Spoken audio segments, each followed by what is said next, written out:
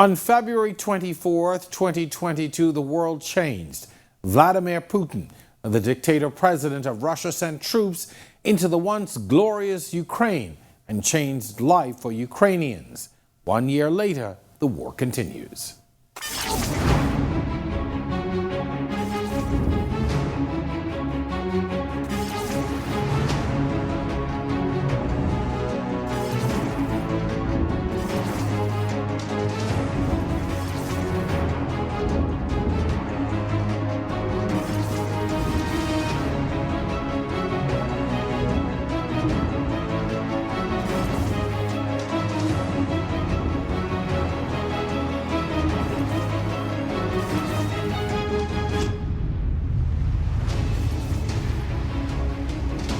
Although Ukrainians remain resilient, using worldwide aid to fight back and reclaim some of their cities, which over the year donned Russian flags symbolizing victory, the fact remains that Russia is a deadly force and insists on calling Ukraine its own.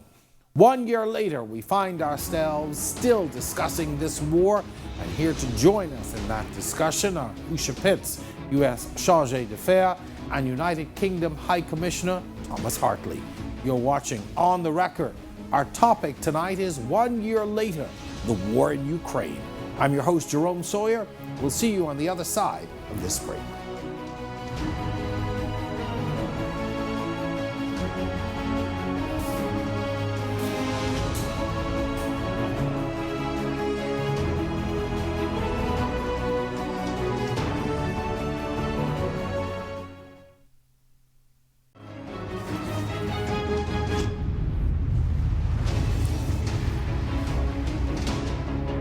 Welcome back. You're watching On the Record. Before we jump into tonight's discussion, we begin with a look at what's been making news since we last spoke. Prime Minister Philip Davis deemed Monday's mission to Haiti a success. He says officials identified the common denominators to address the challenges that plague Haiti. Davis didn't reveal what those are, but he did say the way forward doesn't call for outside manpower. I think that brought a great sigh of relief to a lot of folks. They've been wondering whether we'd be putting boots on the ground to assist with the security efforts in Haiti, one of the big roadblocks there to upcoming elections that are so desperately needed to move the country forward. Meantime, Montage Key Abaco received a $352 million development, which officials hope will drive economic development to the island as it continues its rebound post-Hurricane Dorian. The Prime Minister says projects like these are important for diversifying the tourism product. Good news again for Abaco. I just encourage Abaconians and Bahamians at large to let's be ready for these developments when they come. It's great to have the investment, but are we getting more from these developments than just jobs? What businesses, what opportunities are we creating ourselves to benefit from these developments? We just don't want to keep our people as being workers. We want to own or have ownership in this economy. Now, a 48-year-old man who sexually abused his teenage daughter was sentenced to 25 years in prison for incest this week.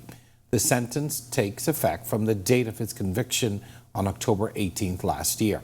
In passing the sentence, Justice Gulomina Archer-Mins said the man, who cannot be named to protect the victim's identity, repeatedly breached the trust of his daughter, whom he was supposed to protect. And so here we go again. Perpetrator gets protected because we don't want to identify his daughter. Understandable. I am increasingly concerned that every week in the news, we're looking at these same stories over and over and over. Incest, sexual assault against children. We have a problem and we've got to address it some way, somehow. But you watch it. Every week, we've got a similar story in the newscast. Keep count if you think I'm exaggerating. On to some other news now. The Ministry of Youth, Sports and Culture receiving a bomb threat last week. The threat prompting the acting permanent secretary of the Ministry of Youth, Sports and Culture, Montez Williams, to report the incident to police. Williams says, get this, the individual left his name and number Let me repeat that. The individual left his name and number after calling in the bomb threat. Shortly after the cryptic call, everyone in the building was instructed to evacuate. This latest incident comes weeks after death threats were made to Prime Minister Philip Davis.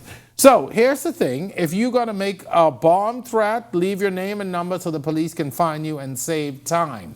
Okay? Let's not draw these things out. The police have a lot of serious work. Not that this is not a serious thing, but if you call in a bomb threat and you leave in your name and number, I think they need to call someone else other than the police to come visit you. And let's, folks, take these things seriously. It's a security risk. We can't be taking these things lightly, but people, we got to get serious now. Bomb threats? Come on now. Anyway,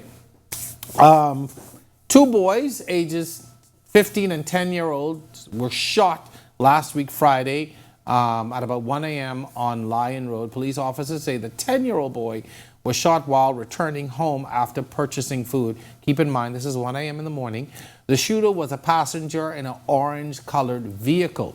The boy received injuries to his right leg and was taken to hospital in a private vehicle where he remains under care.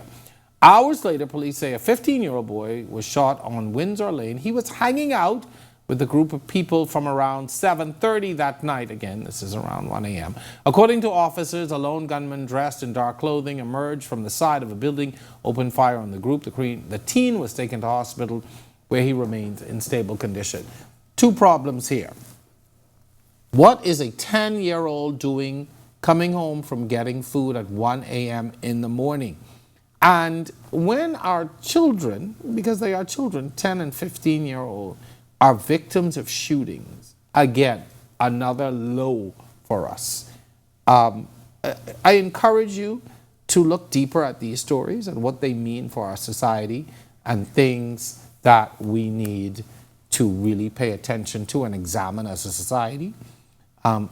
First of all, no 10-year-old should be out of the house at 1 a.m. in the morning getting anything. And a 15-year-old getting shot after hanging out with a group of guys. These are some red flags that we really, really, really need to be paying attention to. So that's it.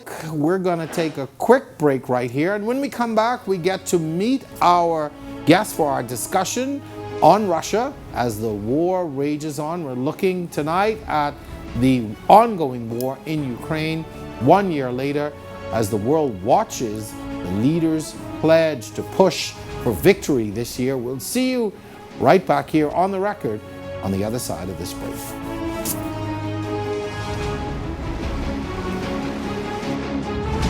Are you keeping up with the war in Ukraine, and what are your thoughts on it? My thoughts is, it's really causing a lot of people suffering in Ukraine.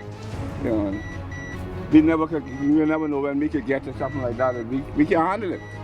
But I hope the best for Ukraine, that war will really try to end one day. It's a sad situation. It's sad. It didn't have to be. And my question is why does Russia need them Ukraine? I'm praying for the folks in Ukraine. I'm hoping better for them, I just wish peace for the whole world, actually. I'm on nobody's side right now because a lot of stuff I don't know, would really lead up to the war. But like I said, I'm praying for world peace.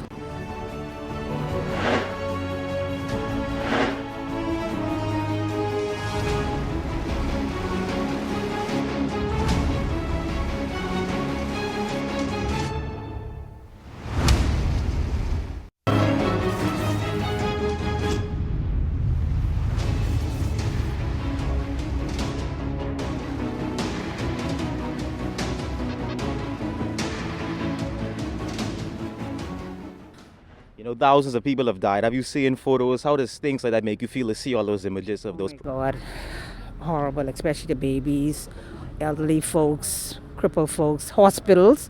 My God, you can imagine people in surgery and a bomb is going off. Yeah, I feel some type of way, but like I say, the most I could do is pray from this end and pray God bring us some blessings and some peace. World peace, we need it all around. We need it right here on our own shores, so imagine the people in Ukraine having to run. You're in the middle of the night, you're sleeping, and you just gotta, wow. I feel some type of way. Don't make sense. And we are no better here. I mean, we're killing up each other for nothing.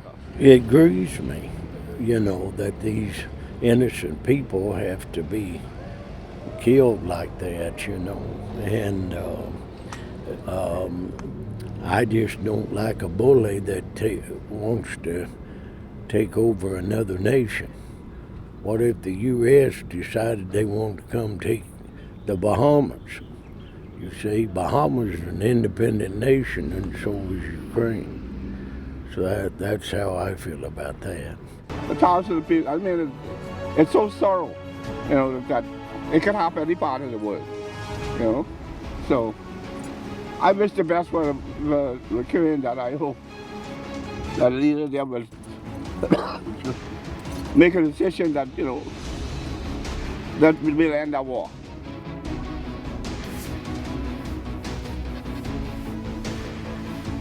You're watching On the Record. Welcome back. Our guests are Usha Pitt, she's the U.S. Chargé d'Affaires, and United Kingdom High Commissioner Thomas Hartley. Welcome always to On the Record. Usha, welcome back. Thank you, Jerome. Commissioner, welcome. Thank you. All right. Well, Ukraine's leader, Volodymyr Zelensky, pledged Friday to push for victory in 2023. He called the anniversary of Russia's invasion of his country's longest day. And a year on, he says, that every tomorrow is worth fighting for. This is Zelensky speaking on Tuesday about their latest efforts. Ukraine is still Bakhmut and the battles that are essential for the city's defense. I'll give you just one example. We are holding the staff meeting quite often now, at least twice a week. The last meeting was on Thursday. And today, General Syrskyi reported that since the last meeting, about 800 enemies have been killed in his direction alone. Russia does not count people at all, sending them in constant assaults on our positions. The intensity of the fighting is only increasing.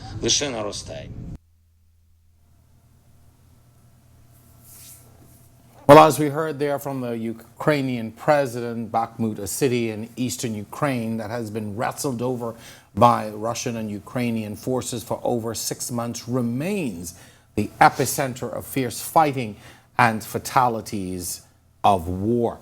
I want to recap, folks, the actions or assistance your countries have taken in regard to this war thus far. Yeah, sure. I'm happy to talk about that. But before I say anything else, Jerome, I just want to mention how sad it is that we find ourselves here together again a year after you hosted me on your show the last time, where shortly after the invasion, here we are again. We're still talking about it. A year later, tens of thousands dead, millions displaced. And Russia has not ceased its unprovoked attack on Ukraine. So I'm sorry that we have to meet again under these circumstances, but U.S. assistance has been robust.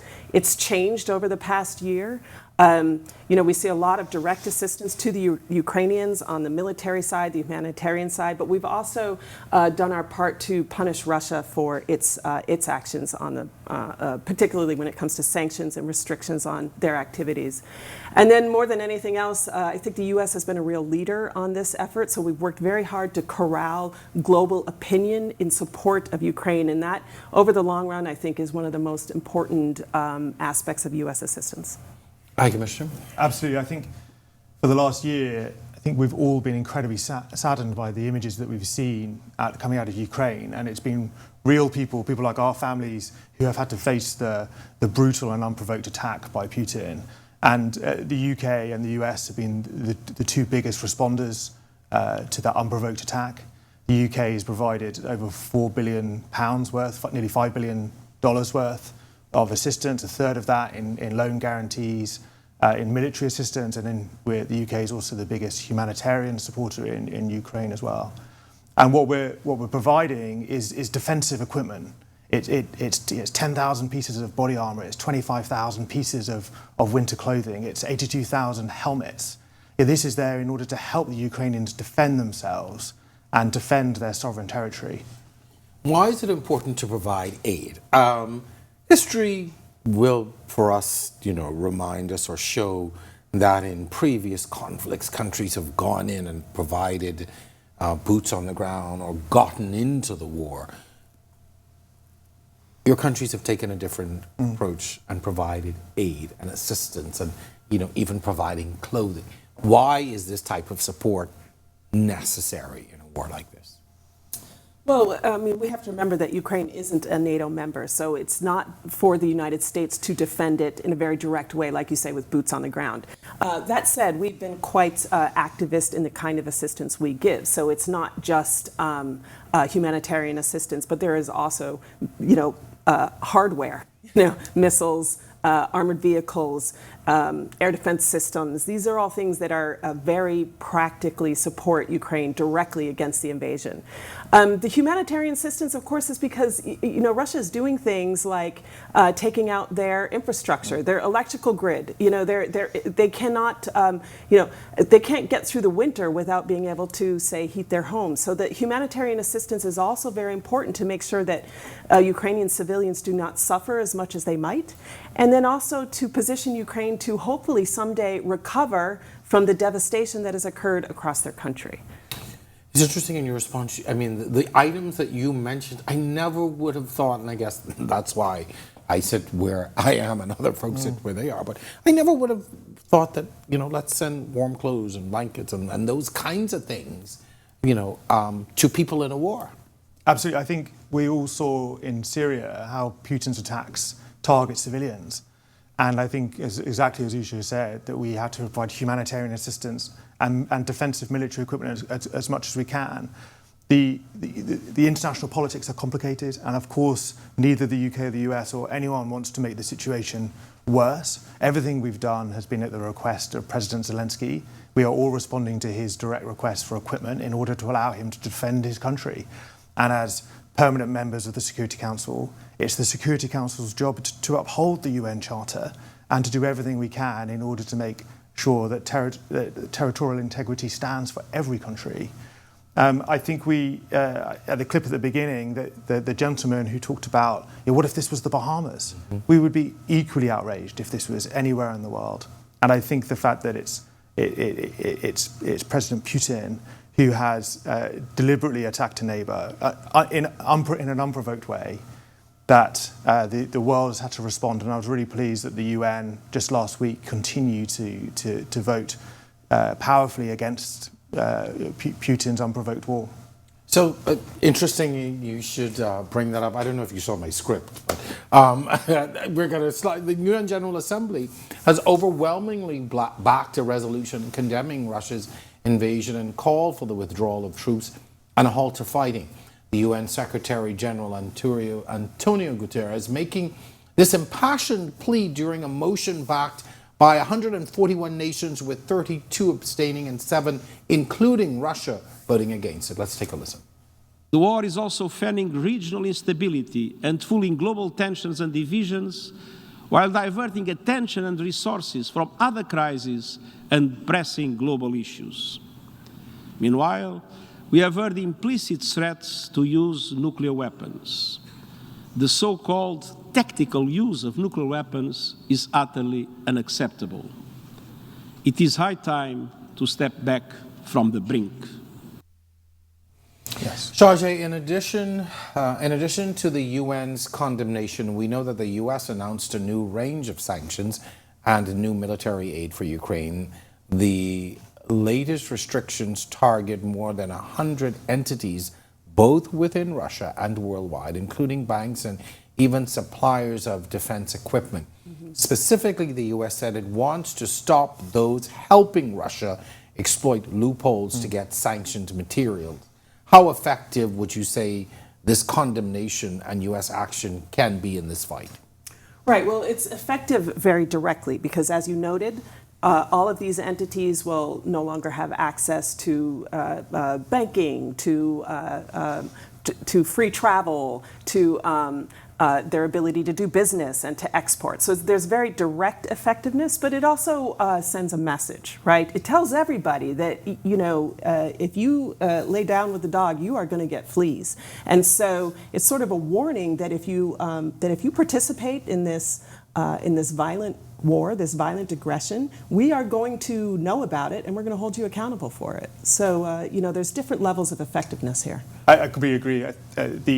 The UK and US have led the G7 in trying to create these economic sanctions to make sure there's an economic cost for Putin and his inner circle as well. And we're very pleased that the whole G7, including countries like Japan and also the EU, have come in alongside and done everything they can. I think the latest round puts it at 1,500 individuals and entities that have been sanctioned. That's 120 oligarchs worth $140 billion. It's 24 banks worth $940 billion.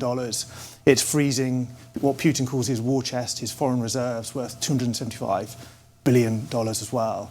And what the UK and the US have done is every time we've seen a piece of equipment that Russia's used on the battlefield, we've sanctioned it. And we've tried to make sure that all the core equipment that Putin needs in order to build his war machine is slowed down as much as possible.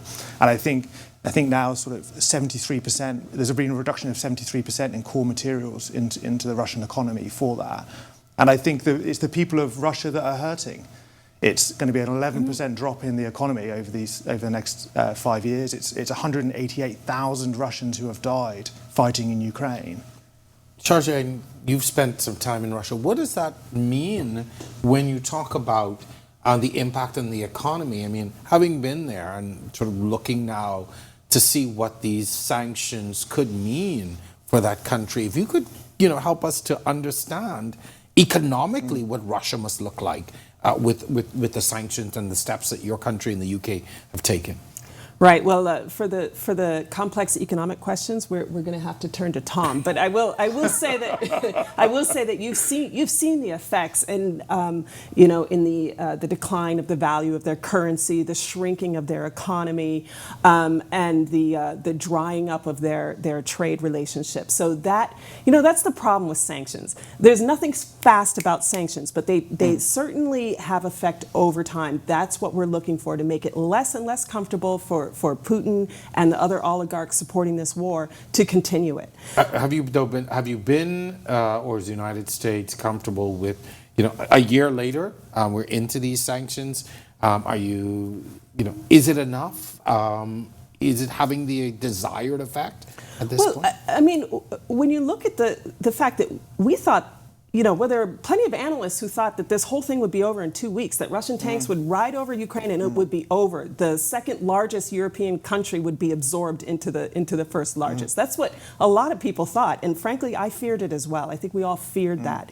A year later, the Ukrainians have shown just the opposite. They have stood strong. They have defended their sovereignty. They've defended their nation. There is no sign that Russia is going to succeed in this venture. So from that point of view, how else can we measure success except through the strength of Ukrainian people to defend themselves? They're still doing it.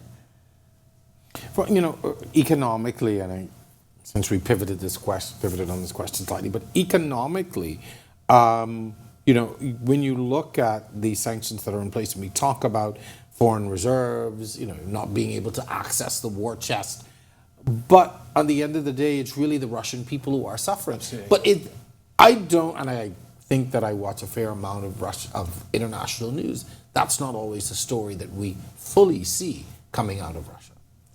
I agree. None of us wanted this war. UK and US intelligence for the months before 24th of February were trying to tell everyone that Putin's going to invade. And we eventually got the traction, and eventually allies came alongside and realised that this unprovoked attack was going to happen. And I think Putin just believed the world was going to let him do this, and believed the Russian people were going to just follow him. And I think you see these tragic human stories coming out of Russia just as much as Ukraine. And it's 188,000 families that have had to bury their children because they've lost them in a war. And it's the economic hardship that has hit. It's basic food and materials in Russia, but also the world. As in sanctions are not pain-free. That we only use them in exceptional circumstances, and when there's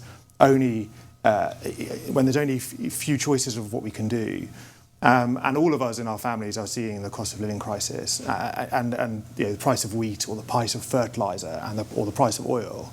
And it's Putin that's weaponized those things, and it's brought us all to feel the cost of what the Ukrainian people are feeling and what the Russian people are feeling. We are just getting started in our discussion in the war in Ukraine, but when we come back, we're going to take a look at the UN's role in brokering peace and how the toll this war is taking on this war is taking on diplomatic relations across the world. You're watching On the Record. We're back. Mr. Speaker, our objective remains to ensure a Ukrainian victory in this conflict. Vladimir Putin's aggression cannot be seen in any way to have been successful, and that's why we have accelerated and increased our support militarily for Ukraine this year. It's a decision that I took as Prime Minister. Today we are going even further, not just having provided Challenger tanks and being one of the first countries to do so, which catalysed the provision of tanks from other nations as well, but also today to move to start training Ukrainian Marines in the advanced capabilities they will need to mount further offensive, but also to train their pilots on advanced combat aircraft. So the House can be reassured we will continue to support Ukraine to ensure decisive military victory on the battlefield this year.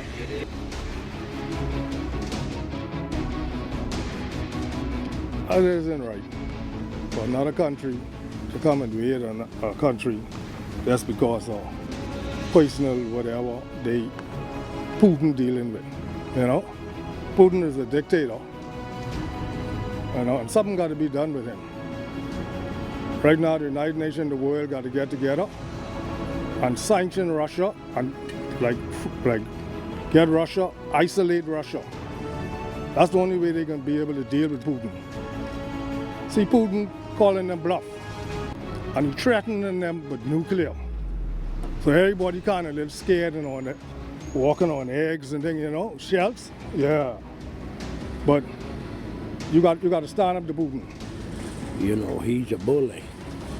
And there's only one way to take care of a bully, and that's how I feel about it. You talk about it, it can happen in any part of the world. Are you fearful of our own democracy because of something like that?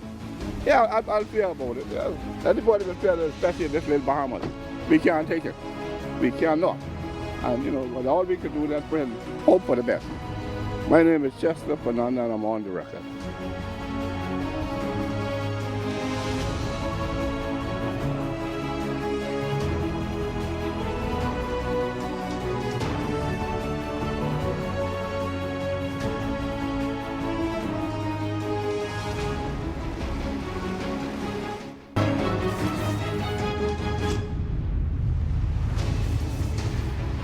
Does a situation like that make you fearful for our own democracy here in the Bahamas? Well, yes, it does. I think about it every day in the situation we have that's escalating, and we all know what that situation is. So any day, I won't be surprised if I hear things are happening here. Oh, anything can happen, you see, in my opinion. And I don't trust Russia and Mr. Putin, and I wouldn't trust him. And I think that the United Nations ought to get together and put on pressure to get him out of, I don't mean kill him, but get him out of office where he has no authority. I am Rick Jones, and I'm on the record. Oh, my name is Pat Roll. That'd be me, and I'm on the record. And this would be On the Record. You're watching On the Record. Our topic tonight, 1 year later, the war in Ukraine. Let's jump right back in. High Commissioner Hartley, we talked about the recent UN resolution which reaffirmed support for Ukraine's sovereignty and territorial integrity, rejecting any Russian claims to parts of the country it occupies. In fact, in September, MPs in Moscow voted to illegally annex 4 regions of Ukraine. Now we know that this recent UN measure is not legally binding, but is said to hold political weight. How so? And how can the UN actually do more? We've heard some of the comments from the folks on the street saying, you know, the gentlemen, they're saying the UN ought to get together. So I think people understand, but, you know, if it's, back to the original question, sort of, if there's no, it holds political weight. What does that mean to the average person, if you could? I think it's really important that the world has made its voice clear, right from the individuals on the record clips, right through to the UN General Assembly, that the world thinks that Putin's war is unprovoked and needs to stop. We don't have to go back very far in anyone's memory to think about the last major land war in Europe, which in World War II created the UN, created the International Court of Justice as the world coming together to say this must never happen again. And within that, the Security Council was charged with working on behalf of the General Assembly to make sure that these sort of unprovoked and attacks on sovereignty never happen. The international politics is of course complicated because within the Security Council, Russia, as a permanent member, has been able to slow down the work of the Security Council in order to provide that UN voice in order to criticise Putin. But what has been really important has been the UN General Assembly, which is the wider UN group, has nonetheless taken on the mantle and said, Putin is stopping the Security Council condemning Russia, but we, the UN General Assembly, absolutely still will. And 140 nations voted just last week, and a year on, the UN votes are still consistently saying that there's no one's ignoring this war, no one's getting war fatigue. The world is still saying this needs to stop. And Putin's being very clever, as well as the kind of attacking civilians in Ukraine. He's used disinformation as a weapon as well. And he's had two main lies. One has been that the build-up of NATO was a threat to Russia. And it's a lie. The NATO is a defensive alliance. It's there to ensure that those nations could not be attacked by Russia. In fact, we've seen with Finland and Sweden, who have for 70 years taken a completely neutral position, have now seen what Putin can do to Ukraine and said, we need allies. And so how Putin has tried to say that NATO is a threat. NATO is not. It is a defensive alliance. The other lie that Putin has had is said that the world is on his side. And the UN has made that clear that that's not true. But also what he's using there is the fact that there were 30 abstentions, one of which, of course, was China. And because of the size of China, Putin's using that lie in order to say to the G20 just this week that the world is on his side. And I think we were both incredibly disappointed that China chose to abstain, that as a permanent member of the Security Council, it is our utmost job in order to protect the UN Charter, which is there in order to ensure there's territorial integrity.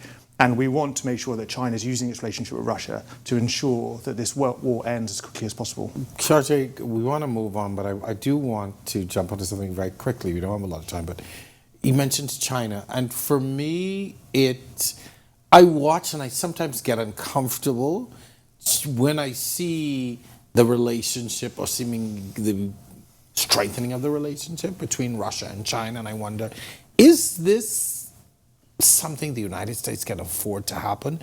If the world and other countries are lining up against the actions of Russia and China seemingly is in step, that makes me uncomfortable.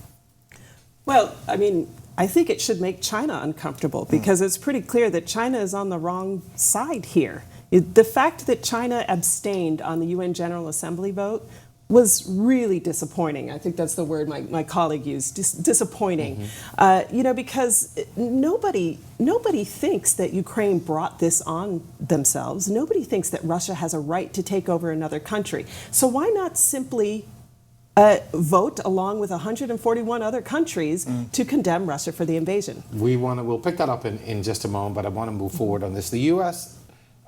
Just recently, U.S. President Joe Biden speaking on a surprise visit to Ukraine in which he addressed the war and Russian President Vladimir Putin. Let's take a look at what he had to say.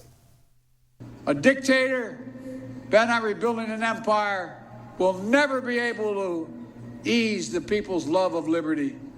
Brutality will never grind down the will of the free. And Ukraine will never be a victory for Russia. Never.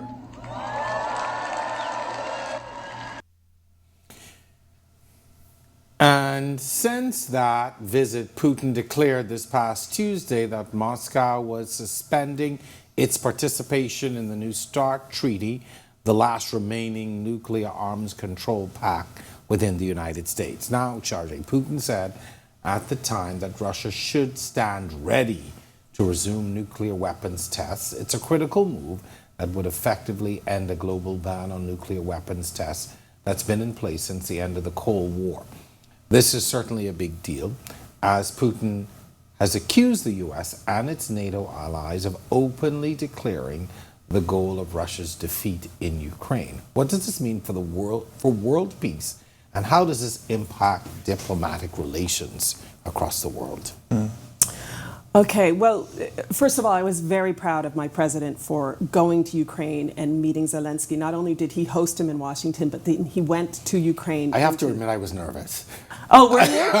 I thought that's about for a current president to go into a war zone. I thought that was gutsy. It was gutsy, and it really shows that his conviction on this. And so I admire him for going in there and reiterating U.S. support for Ukraine. Trust me, this is not. Putin will do what he wants to do. He is an autocrat. So if he's going to start testing nuclear weapons, that is certainly, that's what he's going to do. He doesn't have the support of his people because he doesn't hold free and fair elections. So we cannot say that because that he is somehow justified in restarting a nuclear tensions. That is totally on him. And I don't excuse him for that at all. Is there a fear, though, that this could embolden some other countries who are looking to restart their own nuclear programs? Well, if it does, then they've certainly gotten the wrong message out of this whole thing. Yes, that's what I would say to that.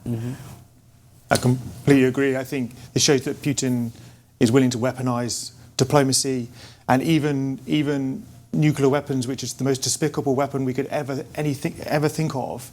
He's still willing to threaten this and threaten his European neighbours and somehow think that this is acceptable. The gentleman in the clip said he was trying to call their bluff. Exactly. It's a term we use quite often. Exactly. I think it just shows the extremes that Putin thinks he's able to go to in order to persuade the world that somehow he's right. In continuing our discussion on the diplomatic side and diplomatic relations, the recent Chinese spy balloon controversy has also sparked tensions between the US and China. Other countries as well now on high alert. Your thoughts on how this may, or does this connect to the Russian invasion of Ukraine, and how this may play out over the next few months? Well, I'd have to think about that if there's a connection with Russia. But I will say that the balloon created a lot of drama. But in the end, it ended as it was inevitably going to end, which is we shot it down and got rid of it. And so I don't really know what the Chinese were thinking by sending a visible balloon over the U.S. territory. It was only going to end one way. And I think it will blow over, so to speak. If I could use the thought. Yeah. Hi, Commissioner. I mean, do you think, I thought that was pretty bold as well. I thought you were going to send an entire We don't know if it was bold. It could have been accidental. We don't really know. It was certainly a very sort of 20th century approach to surveillance. I really don't think that when we're talking about sort of the future of war and the future of surveillance, it's not going to be with, kind of old school balloons. It's going to be kind of hybrid warfare, cyber warfare. And countries really need to be thinking more about kind of the collapse of geography and how, the future of war is not going to be geographic in the same way you're quite right. It was in the previous century. And devices like these and these, and I think that's where the real war is going to come, in the future, heaven forbid. The impact of the war in Ukraine has had far-reaching effects on the global supply chain. If this fighting continues for another year, where do you think the global economy will stand? Commissioner, I'm going to start with you. Well, let's all make every effort to ensure it doesn't go on another year. We've got to do everything we can to isolate Putin and his inner circle, and we have to do everything we can to ensure that the people of Ukraine can recover its territory and negotiate peace on its own terms. I think we've all seen in the last year how Putin has blockaded the ports in order to stop wheat getting out. We've all seen how he's used the oil markets and his relationship within OPEC in order to force up prices at the pump. And none of us wanted to see that to continue.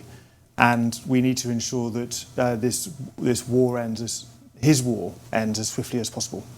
Well, the reality is that we see this record inflation. billions of dollars in taxpayers' funds pledged to help the fight. How do you get ordinary citizens, those that may feel far removed from what's happening, and those who are feeling the crunch of the rise in inflation in both countries, to really understand and buy into what your leaders are trying to do, when this is ultimately impacting our pocketbooks? We're paying more almost everywhere and for everything. So how do you get that buy-in when we're pledging billions, but we're feeling it as ordinary taxpayers every day? Yeah, but I think if anything, that adds fuel to this argument that perhaps Russia ought not to go around invading other countries. I mean, it has caused a huge a crisis when you add up the two biggest economic shocks of the past couple of years. One is the COVID crisis, and the other is the invasion of Ukraine. And yes, it does have spillover effects. We had problems in the supply chain. We had problems with inflation. We are facing food insecurity as the result of Ukraine's inability to grow and export its crops. I mean, I think a lot of people were surprised to learn that Ukraine, exports 10% of the world's wheat and 10% of the world's corn. It was certainly a geography lesson. It was a geography lesson, but I mean, at the same time, it's a geography lesson. Ukraine has been a breadbasket for, over 2,000 years. I mean, it's an important country. Putin knows that. I think he would very much like to control it. But when you're talking about kind of local populations, how do we get people engaged? I mean, one thing that I love about serving in the Bahamas is the Bahamians love their democracy, right? Mm-hmm. We are closing in on 50 years. I say we. I guess I've gone local here. Yeah, we'll take you. We're closing in on 50 years of independence, right? Mm-hmm. 50 years of stable democratic transitions. Bahamians love to vote. I've never seen people love to vote more than Bahamians. So, I mean, I do think that people here, they feel emotionally what it means to be under threat, to have your democracy yanked away from you. I don't think Bahamians would ever tolerate that any more than Ukrainians would. So you see the power of democracy. Once a people live under the freedoms of democracy, they get used to it and they love it. It's very hard to go back, and I think Putin is facing that reality right now. High Commissioner, you're going to get the final word, actually. Well, let me say I agree as my final word. Thank you, Tom. None of us want to see our communities face any economic challenge at all, and we're all doing everything we can to limit Putin's war in order to ensure it ends quickly and that the markets can recover as fully as they can. But like Usha, I've been incredibly proud how Bahamians have put their values and their love of democracy first. And in all of those clips that we saw on your show so far, these have been people saying this is wrong and it has to end. And last time I came to see you, I think we talked about the work of the Royal British Legion in supporting veterans who fought in the last World War and the last major war. And we wanted to, it's within all of our memories how painful it is at every level for people that when these wars like Putin have started, go on and go on and on. And I was very sad that the Royal British Legion buried Comrade Nemor a couple of weeks ago in Hatchet Bay. And it's still a reminder every day for all of us that there are people who remember the pain of the 1940s and of the wars that have happened since then. And it has to stop. The world has to come together to ensure that Putin is isolated and that Ukraine is free. Sorry, Jerome, I just have to mention while we're on this topic, I mean, the Bahamas has always provided unequivocal support to the people of Ukraine.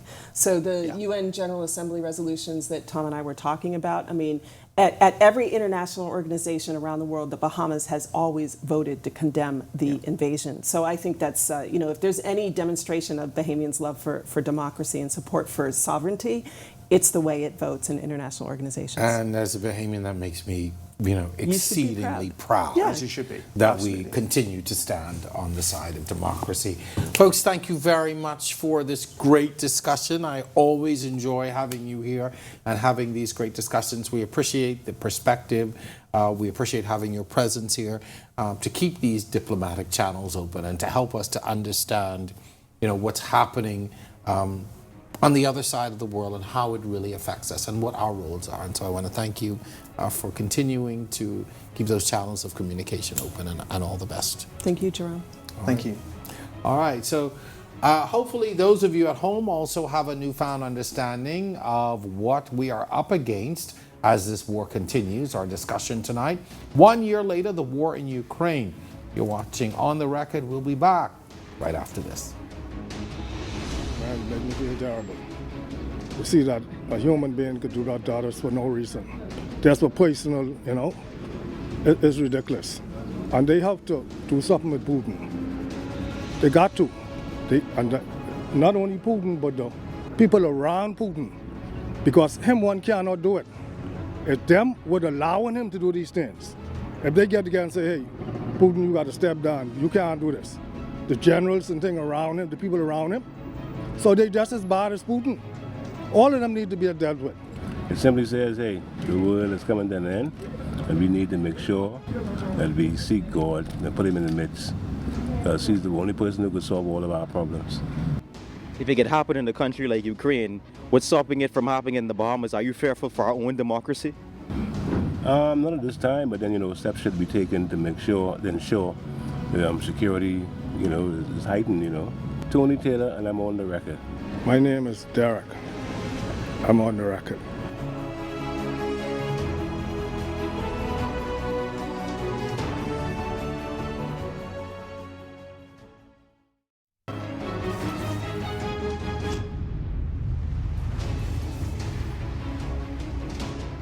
We segue now to what's trending, and our social media agent, Eudacia Taylor-Stevens, has been busy this past week. Time now for my favorite segment. Let's take a look at what she's come up with. All right, from Twitter 242 Day, that was celebrated last week Friday, It's Ronnie tweeted this, that she was happy to celebrate the day internationally. Now, I thought it was a great idea, 242 Day, fantastic way to get people in the mood, get excited about independence. So it was a wonderful idea. This was just fantastic. We have so much talent. Look at this. From pageantry to college to live television. I'm so grateful to have been able to represent the Bahamas internationally in so many ways. Look at this. Great stuff. My only criticism is I wish that we had more publicity and more time to get people really, really riled up. But it was a great effort. Just a great example of all the wonderful talent we have in the Bahamas. What an interesting design. We're still talking about 242 Day. But what's 242 Day without a conch race? Noah Jr. seems to know. Now, I have to admit something. I had to ask, seriously, what is a conch race? But apparently, this was a really creative thing that they came up with. People were voting for their favorite conch in the race. Can conchs really have a race? Anyway, put that all aside. I just thought it was a great way to celebrate all things Bahamian. We always talk about who's the conch and I's the conch and the conch and the conch and the conch. Anyway, so we had a conch race. If you were choosing C, I guess C, conch 1. All right, let's moving on now. Kev feels like today's kids will never know, and I wonder who remembers this place. I remember it vividly. Anybody know what this is? Coral World. Yes, the famous Coral World opened in the 80s. A little confession. My prom in 1988, class of 1988 St. Anne's was held at Coral World. Listen, that was before Atlantis and all that hype. This was the place to be. It's a shame what it's become, though, even when I drive by and I see it.